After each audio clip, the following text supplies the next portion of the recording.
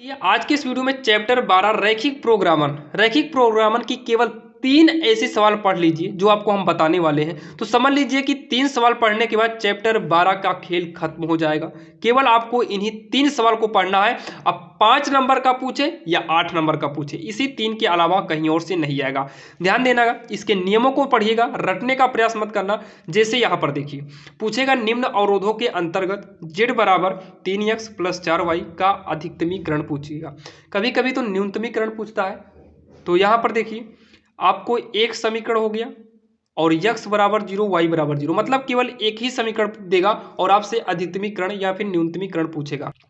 और जब इसका हम सॉल्यूशन देंगे तब आपको बताएंगे अधिकतमीकरण और न्यूनतमीकरण क्या होता है। यानी कि z का अधिकतम मान को अधिकतमीकरण कहेंगे और न्यूनतम यानी कि कम वाले मान को न्यूनतमीकरण कहेंगे। बाकी आपको जब इसका सॉल्यूशन बताएंगे तब करेंगे। और बाकी इसका सॉल्यूशन हमने कई बार बता दिया और हजारों बच्चों ने भी देखा है। बाकी उसका लिंक हम डिस्क्रिप्शन में दे देंगे, जहां पर जाकर आप देख सकते हैं। अब यहाँ पर देखिए, एक समीकरण देगा, एक्स वाई का मान देगा, या फिर उसके बाद आपको 2 समीकरण देगा, एक्स वाई का मान देगा। ध्यान रखना, जेड का मान कुछ भी हो सकता है, अधिकतमी न्यूनतमीकरण कुछ भी पूछ सकता है। तो अधिकतम के लिए देखिए, न्यूनतमीकरण के लिए कम से कम और अधिकतमीकरण के लिए ज़्यादा से ज़्यादा निकालना है।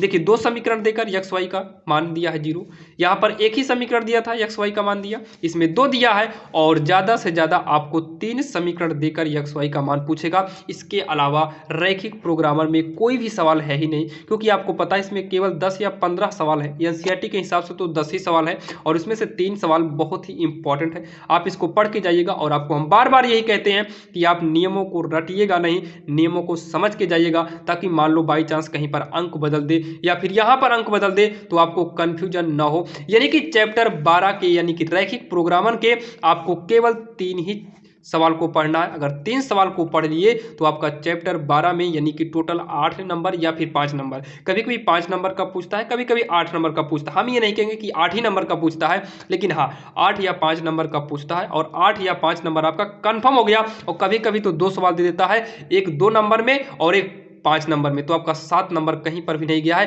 केवल इन 3 सवालों से। तो चलिए मिलते हैं किसी अन्य वीडियो में और इसका सॉल्यूशन आपको जल्द ही मिल जाएगा। चलिए मिलेंगे किसी अन्य वीडियो में, तब तक के लिए जय हिंद।